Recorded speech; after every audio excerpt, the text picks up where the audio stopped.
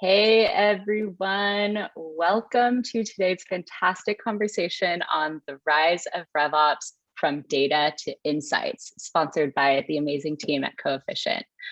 We are super excited for today's discussion. We have three wonderful and very smart speakers who are going to be sharing their perspective with us, and one fantastic moderator who's going to be guiding this conversation for you all today. And before we jump into our awesome content, let's get to know our speakers a little bit better. So I'd like to hear from each of you. When you are not knee deep in putting out fires and your revenue ops strategy at your organizations, what can we find you doing? What's your favorite hobby outside of work? And Ben, because I know you have a really awesome answer, I'm going to hand it off to you. Let's see. Let me reframe it. When I'm not wrestling three young boys, I am because I don't want to just go straight to the kids. I like to have fun outside of just the kids, but I do play a lot of golf. Big fan of golf, and then recently took up sailing. So it's a new fun hobby that I'm into. That is awesome. What about you, Danielle? So I don't have children. So when I'm not walking my dog, I'm a big fan of music. So I go to a lot of shows in the Boston area, thinking that the world hasn't completely shut down again, because that was a very quiet year and a half. I did a lot of dance parties in my own living room to my own beat. But yeah, so that's probably where I am most of the time out of the office. Awesome. What about you, Matt? Yeah, I like Ben. I've got a 4-year-old running around, and I can confirm it is all consuming. Keeps you on your toes. I do pre-pandemic. I was a pretty avid climber, and then the gyms all shut down on us, and so it's a little hard to get out and do that still. But I think one of the unique hobbies I've got a flock of chickens here in San Francisco, which I think is kind of unique. That's amazing. Do your neighbors hate you? There, so the trick to like roosters are the ones that get everybody upset. Chickens kind of make little squawking noises, but they're fine. Okay, yeah, you just have to hand everyone the fresh eggs, and all is forgiven. How many chickens? And Will? Oh, sorry. Yeah, how many chickens? Just the 4, which it's a pretty great pet. You know, like. My kid's name's Carter. He just runs around chasing chickens. It's awesome. Yeah. They eat all your compost too. Sustainable. There you go. What about you, Will? Man, I love hearing the backgrounds of all of our speakers today. So I have a 4-year-old daughter, keeps me busy, but a real passion of mine is volleyball, from to coaching and also helping build a professional volleyball league here in the US. So volleyball, everything about it, you'll find me doing it on the weekends. That sounds super fun and hard. Yeah. All right. And no beach volleyball in New York, I assume? There are beach volleyball courts, so far and few, but always packed. Sounds fun. All right, well, I think we got to know our speakers a little bit better, so let's get into the content. First off, I'm going to tell you all a little bit about Modern Sales Pros. If you're not already a member and you checked yes, I want to join when you registered, then you will be added. And I just want to tell you a little bit about MSP. It is a sales leadership organization, people in all revenue disciplines, but mostly in sales. So sales and revenue operations, sales enablement, sales development. And our mission at MSP is to create an environment for our members to answer the questions that they'd otherwise struggle to solve on their own. So this awesome rainbow slide here displays many of the companies that are represented in MSP and by our members, meaning that when you ask a question on our forum or attend our events, people from these orgs or have experience at these orgs are going to be the ones giving you advice. So a big example of a program that we produce, not just this amazing one that you're about to experience, but we also have our summit coming up in October. And I'm going to paste the link in the chat right here so you can all get signed up. It's going to be awesome, 3 days of events all centered around annual planning. So I hope we can see you there. We have different types of events, webinars, networking, roundtables. You'll get to meet some amazing folks. But that's enough on MSP. Let's get into it. First off, this event wouldn't be possible without our friends at Coefficient. So today we have Ben from Coefficient. And Ben, if you could tell us a little bit about what y'all do, that'd be great. Yeah, absolutely. Yeah, thank you. So we're an early stage SaaS company. So we have Coefficient's built a solution that's a no-code solution built for RevOps teams. And we bring the data and decision-making to business teams where they're most familiar and comfortable, which is in their spreadsheet. So we turn their spreadsheet into a window into all their company data across various systems, wherever it might live. So you get unparalleled access to ad hoc analysis, as well as being able to do operational analysis, all using spreadsheets. And ultimately, this drives better, faster decision-making and fosters collaboration across companies. I'm particularly having a lot of fun because I joined pre-product, been with the company for a little while, and we put a thesis out there that there was this big pain point in RevOps around these skill sets that often lie in spreadsheet skill sets, or being really dangerous in spreadsheets, and not always SQL or necessarily like what a data engineer would be good at. Put this thesis out there, and just with our messaging have done a really good job of building a bunch of inbound activity with the RevOps teams across great SaaS companies. So to put the thesis out there, and then in fairly early days, be able to get the right people coming in, and and the messaging resonates and start solving problems for them, and they're paying, getting into good contracts. It's a great time at Coefficient. We're having a lot of fun, and excited to be sponsoring today. Awesome. That sounds super exciting. Thanks for sharing. And enough from me. Okay, so let's get into it. I'm going to hand it off to Will, who is an amazing member of MSP, has been super active in the forum. I'm sure you've seen him at our previous in-person events. He's going to be the moderator of today's panel. So Will, I'll hand it off to you to introduce yourself and get us going. Thank you, Gina. Really, really super excited to be today's guest moderator for this MSP event. I recognize I'm filling some really big shoes with the recent departure of Richard. However, when the MSP team reached out and mentioned that they're looking for someone with a RevOps background and also with a little more hair on his head, I jumped on the opportunity. So I'm super excited to be here. I've been part of the SaaS business model for the last decade and been part of RevOps for about 4 years. So I'm really excited again for the opportunity. Thank you, MSP. And I'm really excited to introduce our first panelist for the third time, Ben, introducing yourself about yourself. So handed it off to you, Ben. All right. Well, I'll keep this brief, but I've been in San Francisco for a long time. We recently moved the family to Connecticut, actually, just outside New York City, and have been with Coefficient for a little under 2 years. Spent almost a decade in data and analytics, launching sales teams, figuring out markets, figuring out go-to-market motions. So it's been a lot of fun, and definitely looking forward to the discussion today. Awesome. Thank you, Ben. Really excited to have you, and thanks for joining. Going to hand it off to Danielle. Hey there, Danielle Marquis. I run the revenue operations group at Zappy. Zappy is a consumer insight software where we're helping our customers get answers to what will resonate best in their target markets for products and advertising and innovation. And so I've been in that RevOps space for 12 to 13 years now, when it was more disparate sales and marketing ops, and have had a wealth of background with industries, all in the SaaS area. So, yeah. Awesome. Thank you, Danielle, and welcome. Last but not least, hand it off to you, Matt. Hello, nice to meet everybody.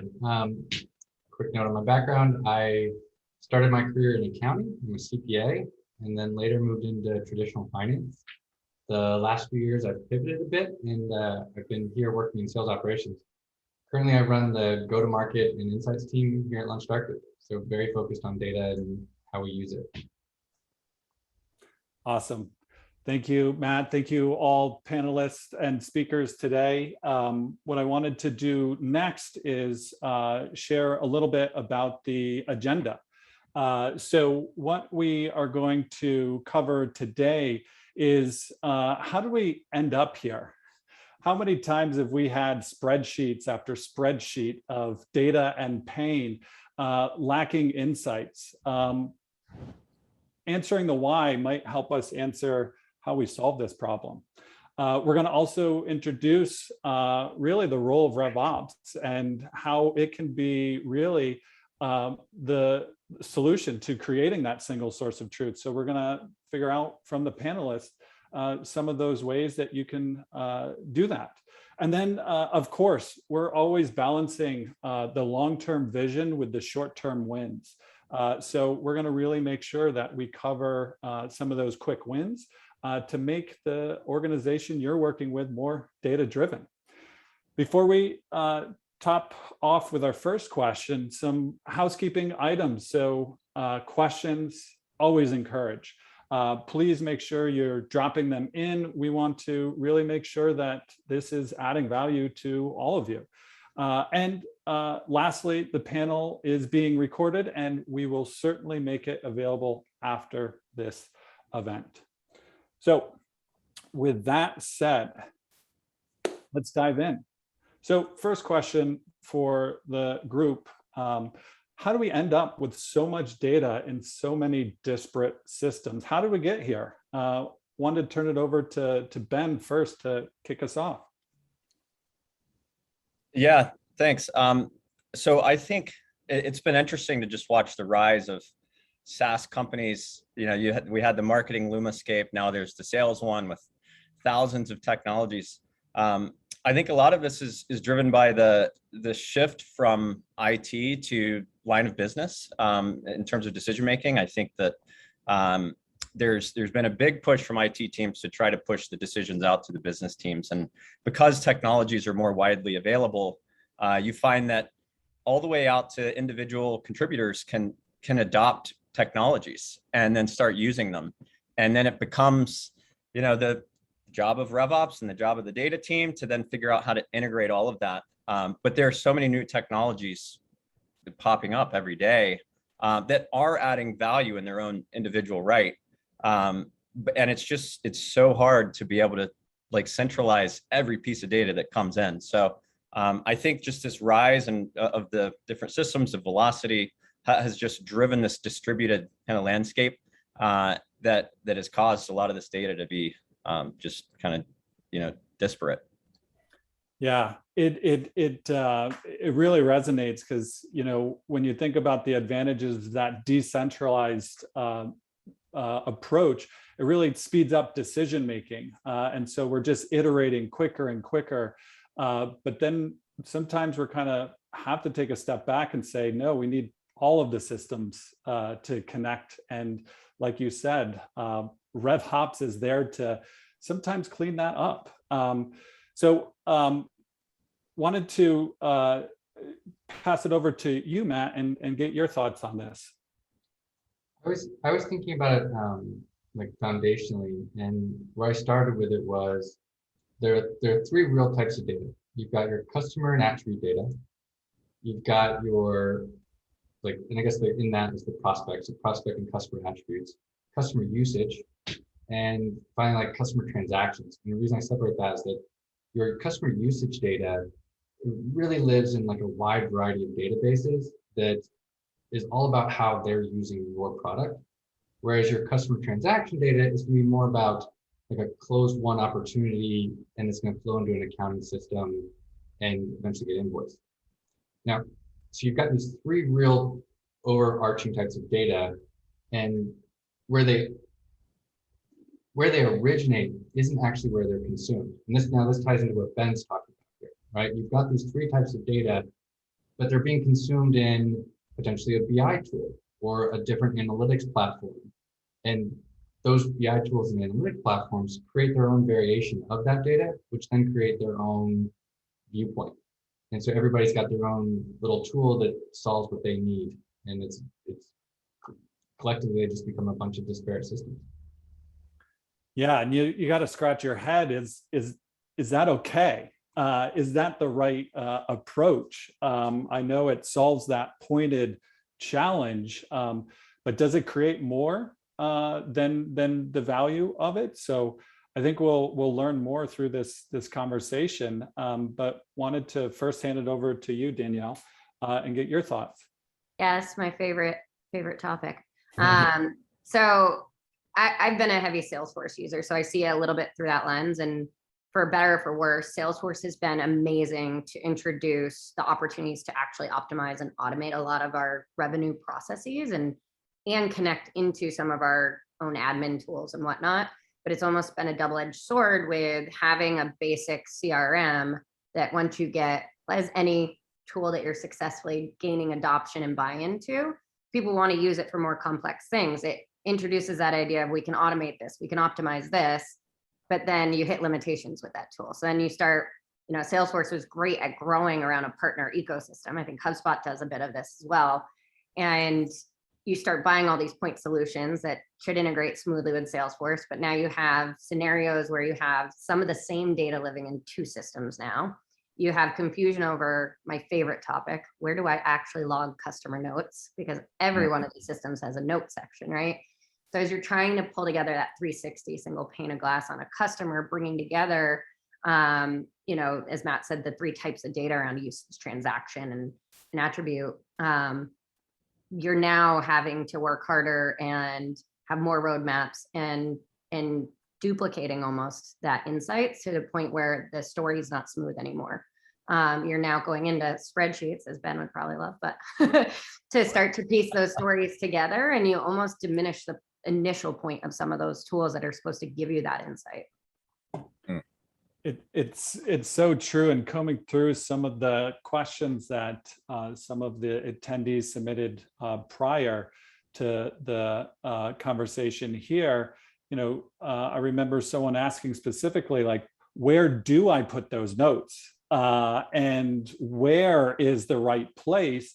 And I'm curious, Danielle, from your perspective, it sounds like you've made note of this as well. I like that. Where and how do you make those decisions?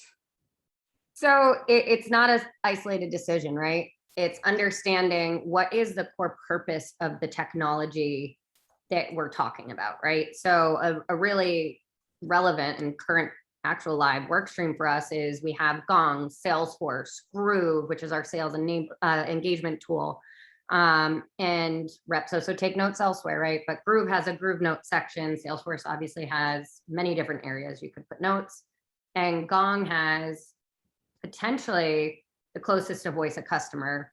So actually taking your sales notes right at the transcription of the call, that's the direction that we're trying to say, okay, if we're, they have their new Zoom app. So if you're actually taking the call notes with the actual call in the background, you start to paint the whole picture of how that conversation's really going. What's the sentiment around it? And pulling that into Salesforce, because Gong and Salesforce do have a pretty tight connection, we can start to surface that.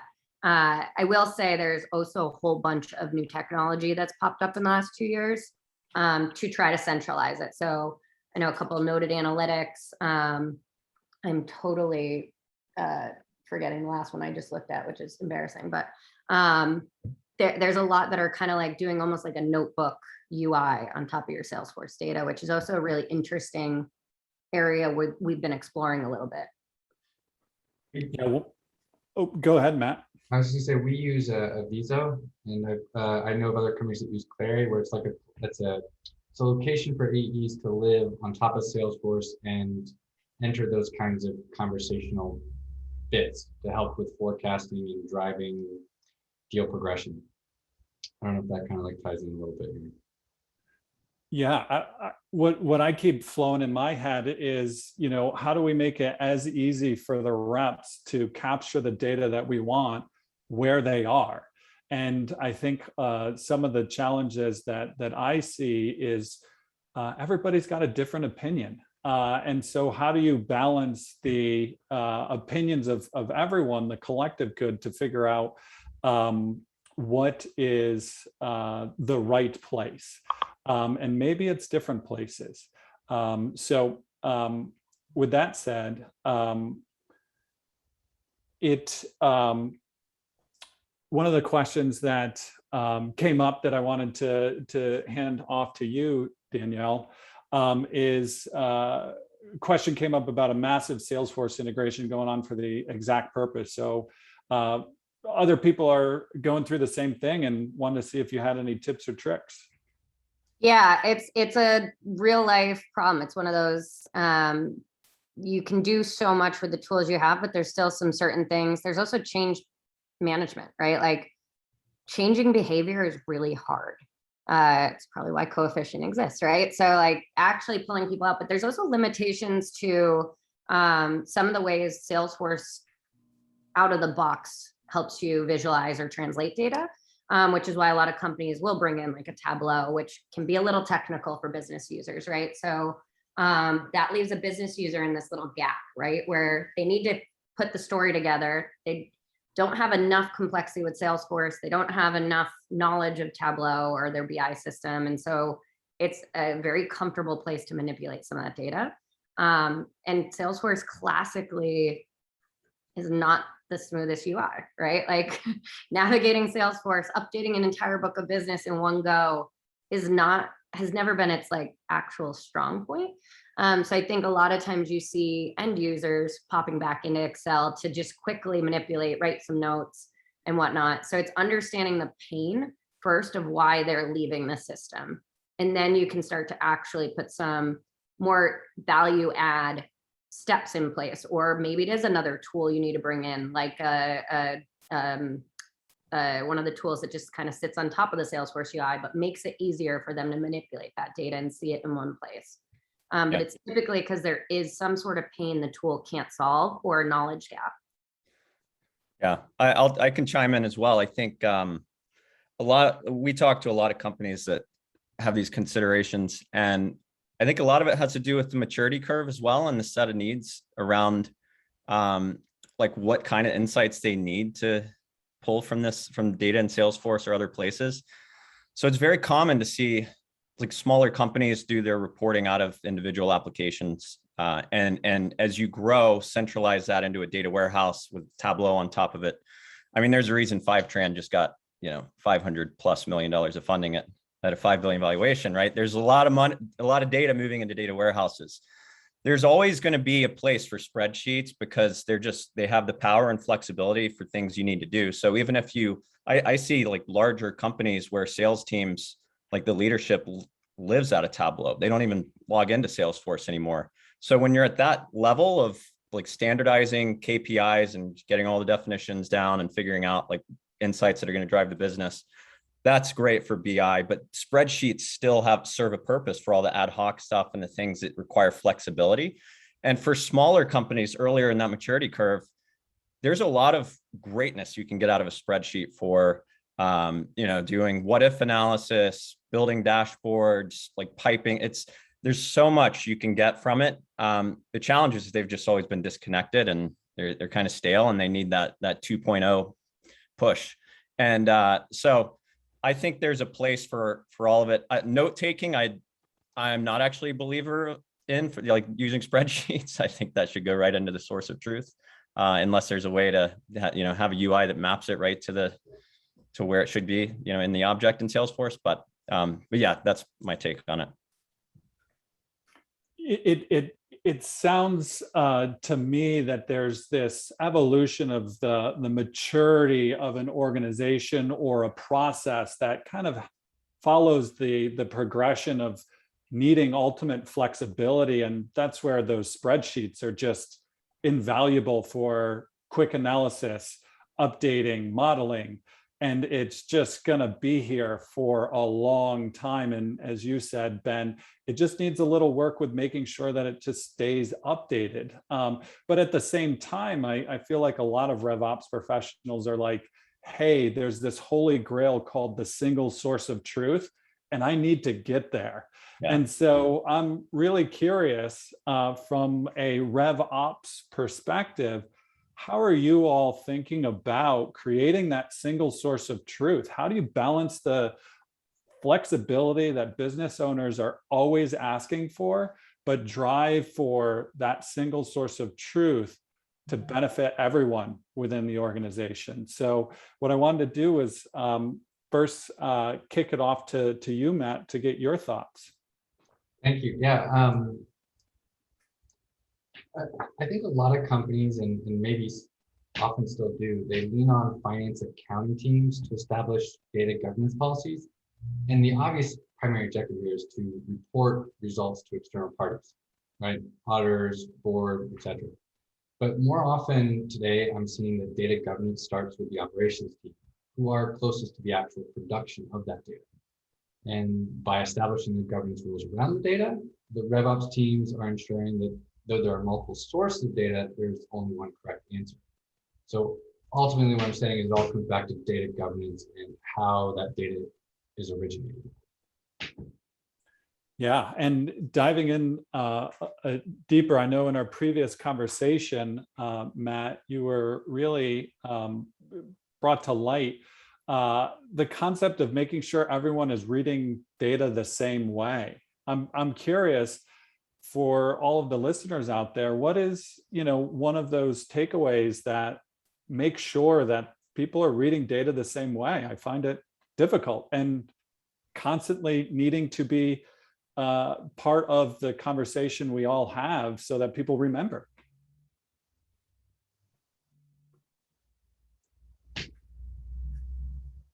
Matt, did you have any thoughts on that? Sorry, I wasn't sure who you were directing the question.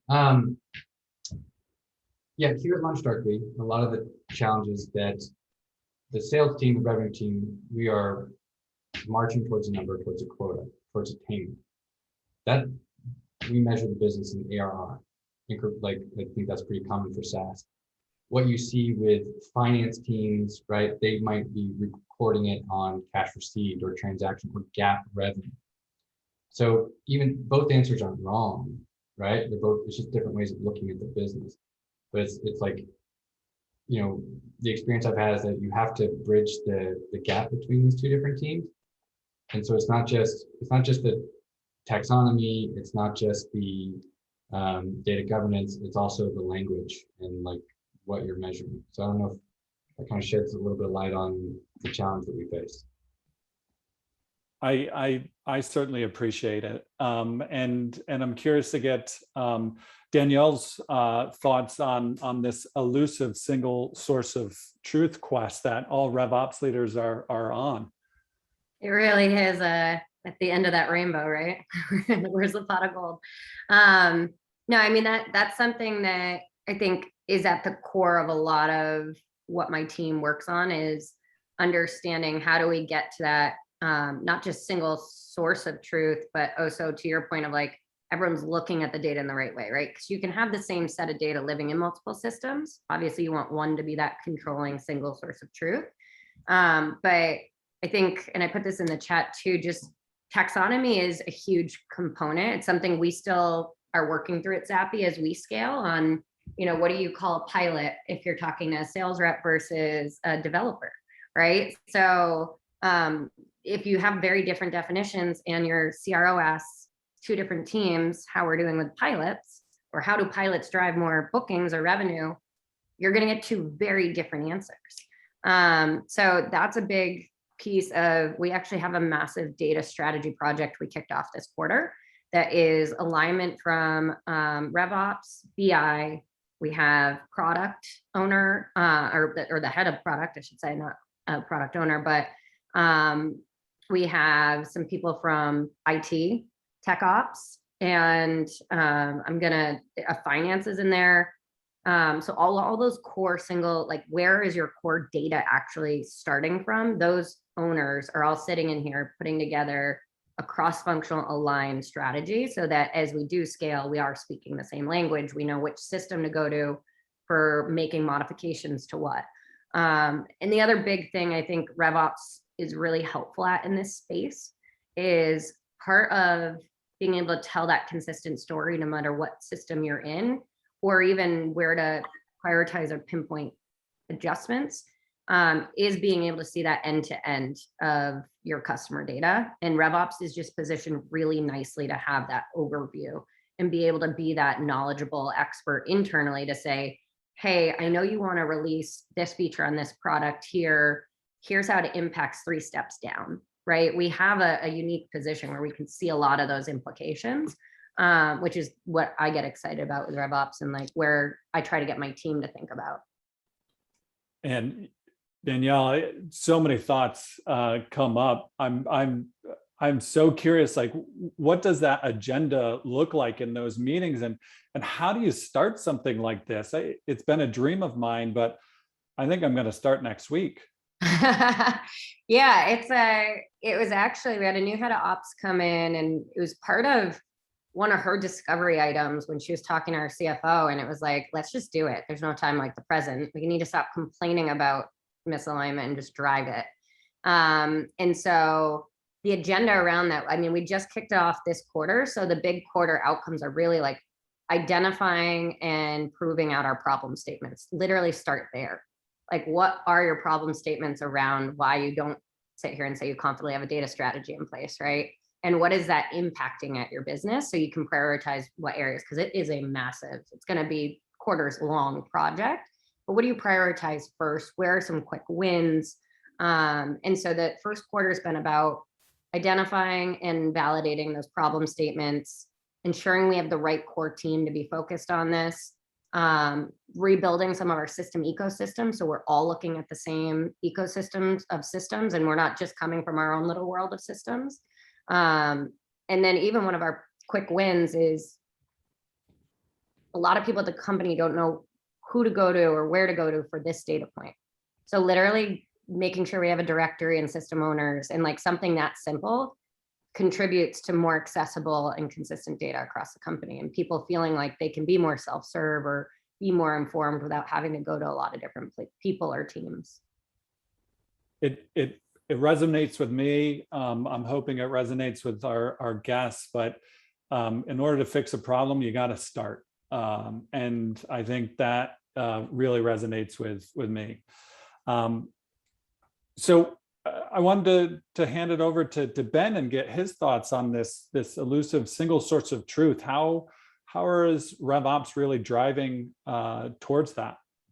Yeah, well, I think Danielle, you hit it pretty well. And that, that data strategy conversation, we could spend hours talking about that. But I think it's this cross-functional effort that Danielle was mentioning, where like everyone, you need the right people at the table, and it is a cross-functional, needs, and the beauty of that from a go-to-market standpoint is like, that's where RevOps shines, to drive efficiencies, create process, and think about that business team, right there, the sales team and the marketing team. Think about these teams when talking to the data team and the IT team, because they often don't have that context. And I think a lot of times, like a word I think about a lot just in life is context. And that's often what's missing when trying to piece all this together. So I think there is the notion of centralizing and standardizing the data, and creating the right governance strategy that has to be there, but making it accessible and meeting the teams where they are. And that's where the RevOps team is an advocate for all those team members to be able to say, this is how they actually work. This is why they're most efficient this way. And so this is where we need to deliver the insights and the data in the most actionable way possible, because we don't want them thinking about how they're going to action that data.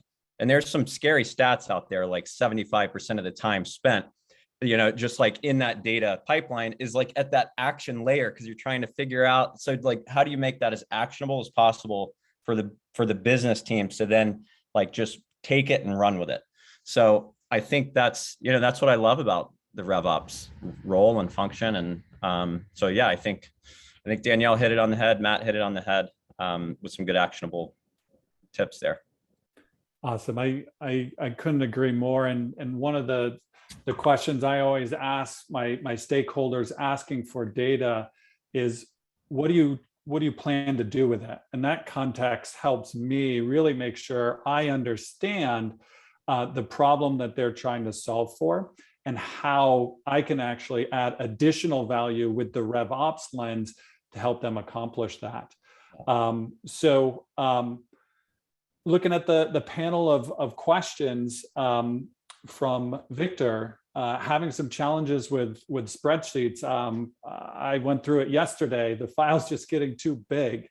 And I'm curious, Matt, looking at you, how would you handle a situation like this? Hey, Victor, we've all been there. At a certain point, like you hit 5 million cells in G Sheets, that's it, you're toast. And if you did, it's already so slow that you did yourself a disservice to begin with, right? Really what you need to start doing at a certain point when you're getting to that big is you need to, and I think you kind of mentioned a little bit, find ways to filter your data so you're only getting the most pertinent data into that spreadsheet. And it's just a limitation of spreadsheets. Like BI tools can handle unlimited amounts of data. Spreadsheets, you gotta find a way to narrow it. And whether you do that monthly, weekly, or however, and you take that data, you ingest it, and using macros with timestamps and things like that, you can actually make copies of data. This is getting a little nitty-gritty, but look to find ways to capture the data in a summarized fashion in a repeatable process to narrow your window of data. That's the high-level answer that I would give. Yeah, it resonates with me. I've been there. It is a tough place when you hit the limits of Google Sheets, Excel, and it's daunting. But thank you for those tips. What I love the most out of these panels is the quick wins and helping our audiences really walk away with some actionable, tangible items that they can really just start implementing right away. And so I'm curious, Ben, from your perspective, what are some quick wins that you see with helping drive more data-driven decision making? Yeah, I think number one is like centralizing it in the right place, like we've talked about, and then making it accessible, and like having the context of why you're going to need to use that data. For example, what we do is we centralize almost all of our data in our CRM, and that includes like data from Segment that comes from our app. So we have all our product analytics written into our CRM. So we have the full context of marketing, sales, product, and we can action that. Now we're our go-to-market motion is product led, but we have incredible context around like every person using our product because we're able to marry all that data in one place. And it has taken like an effort from the different teams. And I've had this conversation before, just it comes back to context, trying to explain to a data engineer what an MQL is or a PQL in these days, right? Product qualified lead. You could spend 30 minutes and then they forget in the next weekly meeting because that's just not, they're just living in a different world, and you want them living in that other world. So it's all about bringing the context, bringing like the right people to the table to get the data, having the right communication around what you're trying to achieve, and then just delivering it where you need to action it. So for us, that's Coefficient on top of our CRM with all the data kind of centralized in our CRM so that we can action it appropriately. I couldn't agree more, Ben. The days of blending data with VLOOKUPs and index matches, I think are dwindling, hopefully.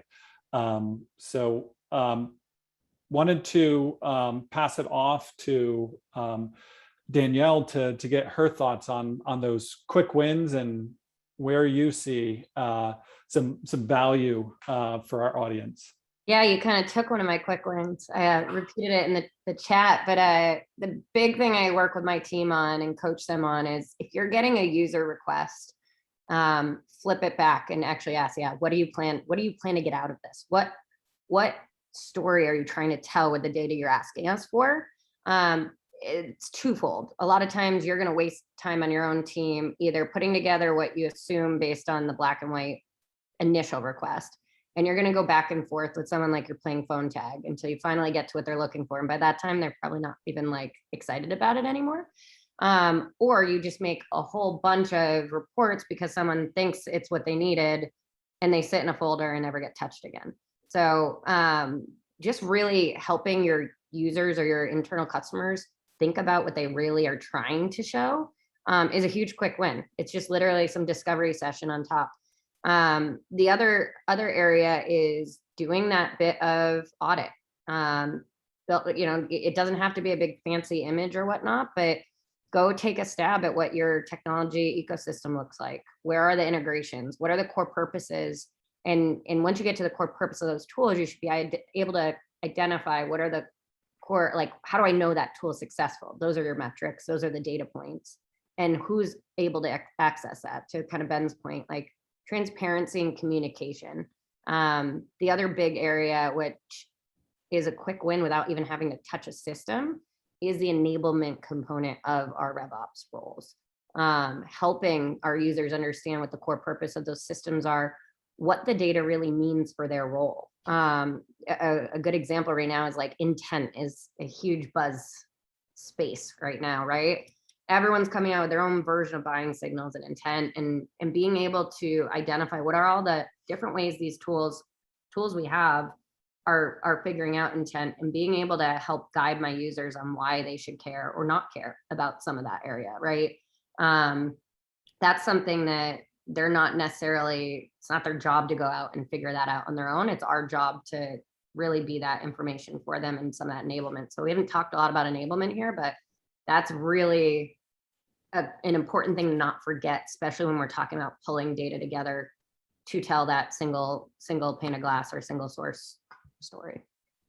I like where it's going, because I feel like enablement is a really key aspect of data and data-driven organizations. And it's almost like enablement's role is really becoming, how do we teach people business and why metrics are important, and really actually create the demand for metrics, people getting hungry for it. So I think, like you mentioned, Danielle, enablement's going to be playing a key role if they aren't already at your organizations. Cool. Well, Matt, wanted to get your thoughts as well with some quick wins around helping create some wins for data-driven organizations. Thank you. Yeah, I'm kind of gonna tag on to what Ben was, and maybe even do a plug for Coefficient here. Basically, we're hoping you do that. Yeah, I appreciate you sponsoring the webinar. So we're also using Coefficient at LaunchDarkly. And this kind of ties into one of the questions that we got earlier. Why are people still doing insights in G-Sheets? And the answer is, it's just the level of flexibility that you get with G-Sheets, you can't ever mimic in a BI tool. And then also, I'm going to add to that, BI tools do a really terrible job of communicating information upstream. I'm going to paint a picture for you here. If you are at the first line manager level and your RevOps team creates a dashboard specific to your business, right? You see that dashboard every week, you become familiar with it. As soon as you try and show your VP that same graph that you look at daily, it's lost on them, right? So no matter what, you end up having to create a presentation of some sort to communicate ideas upstream. What we found here, a really quick win, we're taking Google Slides and Google Sheets, taking a Google Sheet graph, embedding that graph into a Google Slide. And because Coefficient is the tool that it is a data connector that updates that data hourly. Those graphs flow to that presentation are also updated hourly. what we had to do in the past. You take a screenshot of your BI platform, you paste it into your deck, you write a bunch of comments, and then within 3 days, the numbers have all changed and you're kind of annoyed and you have to rewrite your comments. Today, that graph updates in real time because it's all connected. That is a game changer for us. And yeah, it's where things are heading. Light bulb is on. I think it is, that flexibility, that 2.0 version of Excel that is really going to help those mature customers really focusing on speed and iteration. So I really like that. We are. Can I offer one more that's been Please. that's really effective and also in the sales world, right? When you're doing discovery, trying to really dig into the pain and understand the fundamental problem that a customer is trying to solve before you even get into your product.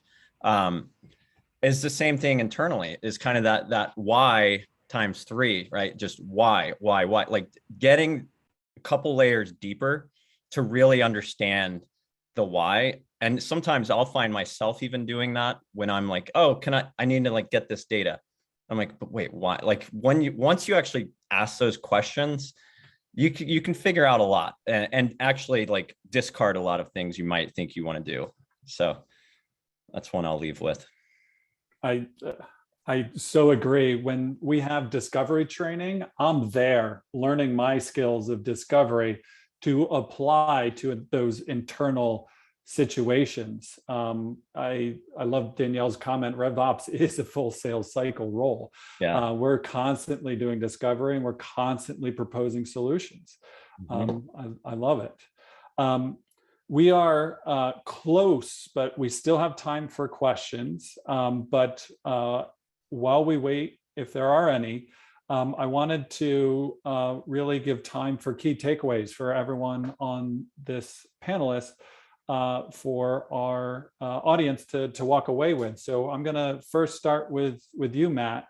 Your key takeaway.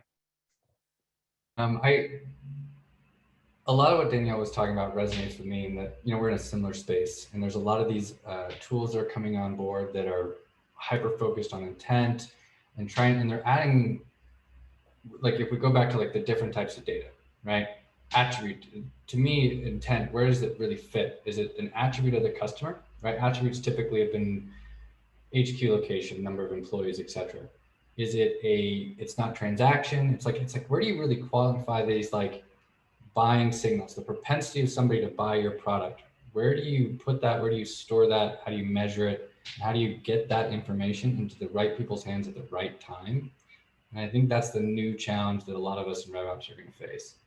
And being aware of that new type of data that nobody's really categorized really well yet is coming, like we're going to have to solve it. Absolutely. It is the new challenge we're all trying to solve for. And it's something we're all trying to figure out together. There is no right answer, wrong answer. There's just a whole bunch of trial and error ahead of all of us. So with that said, I wanted to pass it off to you, Danielle, with your key takeaways, and then we'll follow up with the question from Rand. Cool. Yeah, no, I think my biggest takeaway here is revenue ops. I've already said it to a degree, but we are the linchpin on how a lot of this data is captured and translated. Typically, if you have a really strong RevOps team, you have someone that really speaks business as well as the tech side pretty well, right? So you can take those business requirements and pain points that you've done through your discovery and be able to translate those and refine them with the development teams that might be able to help with the more complex stuff or be able to action it yourself. But it really is keeping track of that overview of your customer journey touch point. So you're not just impacting optimization for your internal customers. By doing that, you're actually immediately impacting revenue stickiness, churn rates, customer satisfaction, which I think is something we could all be better at selling internally. I think of the times I lose out on a priority with a dev team for a customer specific feature.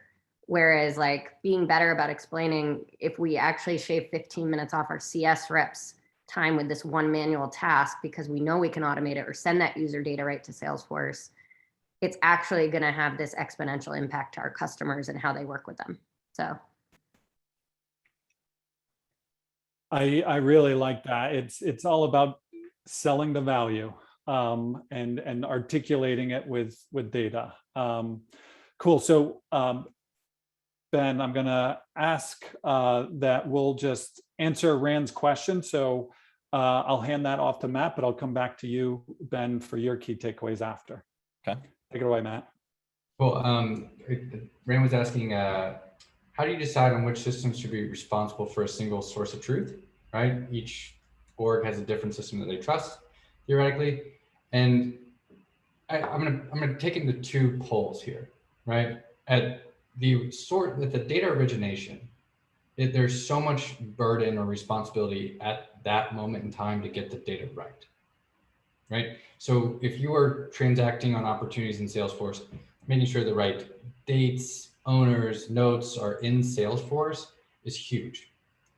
And then we'll take it to the, like, as companies get bigger and bigger, there's been a lot of conversation about data lakes, data warehouses, and building that single source of truth that everything can flow into. That's your second part, right? It's like building the right taxonomy, as we've mentioned earlier points, like so that the data is usable and communicates the same idea and same answer to all the different parties, no matter how they access the data. That's the other side. So it's like the two gates, origination and end user both have a responsibility. I think that makes total sense. And, you know, you throw in there that people have to work together and communicate. It's not an easy thing, but enter RevOps. That's the fun that we get to have every day. So key takeaways back to that. Or Danielle, sorry, I'm just catching up on chats and how you announced to everyone that you had some insights. classic fail. The audience to end on a cliffhanger. So Danielle. It's like classic fail in the chat. I was actually to piggyback on Matt's answer on that. It's okay for other groups. We're looking at a CS system now, for example, because there's other systems that really do work better for how a CS team operates around your customers than necessarily Salesforce was created for around health scores and all those actual workflows. But I think the key is going back to that, almost like I was saying with the data strategy, understanding where the source of truth is so that you don't have a source of truth in that system and your other system, right? Because that's when you're going to end up with bad data, different stories. So that's something else just to piggyback as you start to think about taxonomy and whatnot, is also like, make sure you are having that one area. This field is editable on this way, or you have the right mapping, right? Like marketing automation is a classic good and bad on this of like, okay, if this field is empty, update it. If it's not, use the last edited, and you're always trying to figure out which one edited it last. But those are the areas where you do have to think really smart about what those rules will be. But having a solid single source of truth for that data point and being able to share it out in the systems that make sense for the different teams is okay. It's that level of detail that allows that data to go anywhere and for anyone to understand it. So that is so helpful. So thank you for that. Ben, closing out key takeaways. Yeah, I think that just to wrap it all up, I mean, this has been a great conversation, first of all, and I've learned a lot. I think it's number one, important to just do the right discovery. And that is, you know, then from that, you'll uncover with context, you'll uncover what's the source of truth, where should it be, what data is important to us, what's not, because the data is just going to compound from here, right? Like it's exponential. But next year we're going to be dealing with a whole set of, you know, problems that we didn't even know about today because of all this new data and new systems. And so understanding what's important and what's not, you know, which will come out of that discovery. And then I think making sure that RevOps has a seat at the table, that's a theme that was I pulled from this conversation. I think I talked to a lot of companies and RevOps teams, and some have seats at the table, others don't.